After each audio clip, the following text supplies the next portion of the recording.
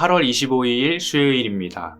오늘 하루도 말씀과 함께 하루를 시작하는 여러분 모두에게 하나님의 은혜와 평강이 가득하시기를 바랍니다.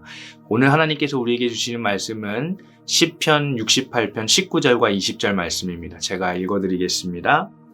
날마다 우리 짐을 지시는 주 곧 우리의 구원이신 하나님을 찬송할지로다. 셀라. 하나님은 우리에게 구원의 하나님이시라. 사망에서 벗어남은 주 여호와로 말미암거니와. 아멘. 어제 본문에서 시인은 과거 이스라엘을 구원하셨던 하나님의 구원의 손길을 노래하고 찬양했습니다. 그리고 오늘 시인은 바로 지금 여기서 날마다 우리의 짐을 대신 지시는 하나님, 사망에서 벗어나시게 하시는 그 하나님을 고백하고 찬양합니다. 즉, 과거의 구원이 아니라 현재 나와 함께 하시는 하나님의 역사하심을 고백하며 찬양하고 있는 것입니다. 신앙생활을 오랫동안 해온 사람이라면 대부분은 특별한 하나님의 구원의 경험 하나쯤은 가지고 있기 마련입니다.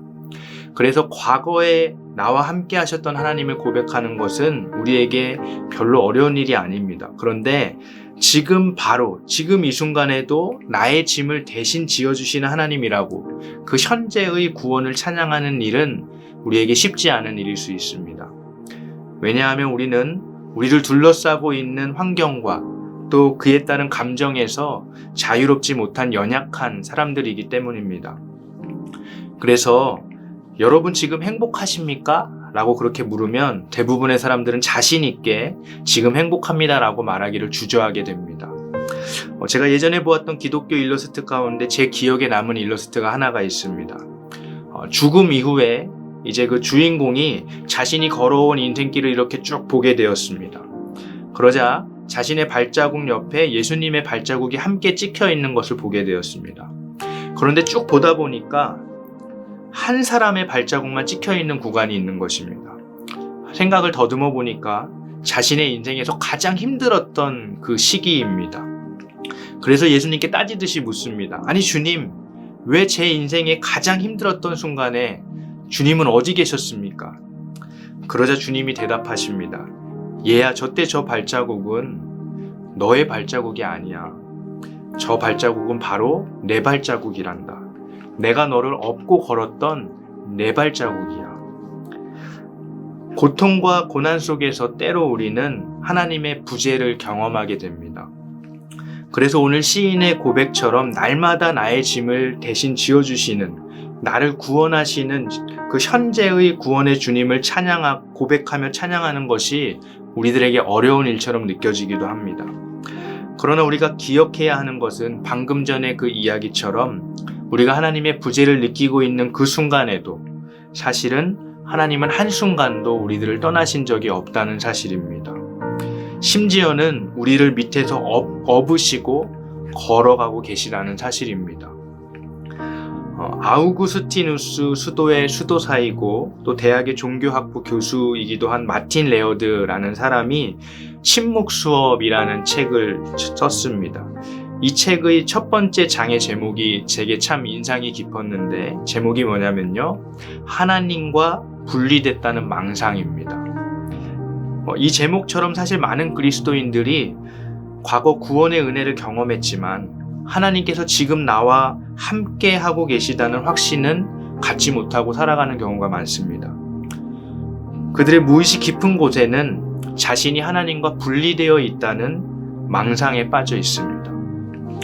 여러분, 이럴 때 많은 사람들은 그 내면의 고통을 해결하기 위해서 소비 중심의 오락 문화를 선택합니다. 술을 마시기도 하고 쇼핑을 하기도 하고 영화를 보기도 하고 또 친구들을 만나서 수다를 하기도 합니다. 그런 것들 자체가 잘못되었다는 것이 아니라 그의 내면의 하나님과의 그 분리를 해결하기 위한 해결책이 잘못되었다는 것입니다. 감리교의 창시자였던 존 웨슬리가 올더스케이트에서 회심한 사건을 여러분 모두 잘 알고 계실 것입니다. 그는 그때 마음이 뜨거워지는 그 경험을 했습니다. 그런데 그 일 이후에 얼마 후에 그가 자신의 일기장에 이렇게 적었습니다. 올더스케이트에서 믿음의 확신을 경험한 후 같은 해 6월 3일의 일기입니다. 나는 나의 오래된 한 원수에 의해 격심한 공격을 받고 거의 입술을 열 힘도 없었고 구원을 위해 바라볼 수조차 없었다. 그리고 뒤이어 이렇게 적었습니다. 그러나 내가 할 수 있는 대로 갸냘프게나마 기도드린 후에 그 시험을 사라져가고 말았다. 사랑하는 성도 여러분, 때로 하나님의 부재가 우리 삶 가운데 느껴질 때, 그래서 우리들의 내면에 고통이 있을 때 다른 것으로 그 고통을 해결하기 위해 노력하지 않으시기 바랍니다.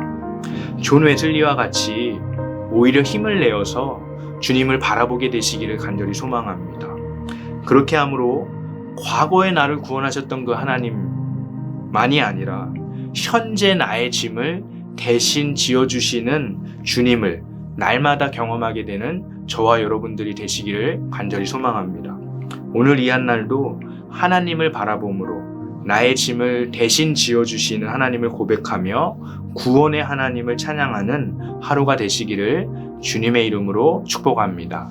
함께 기도하시겠습니다.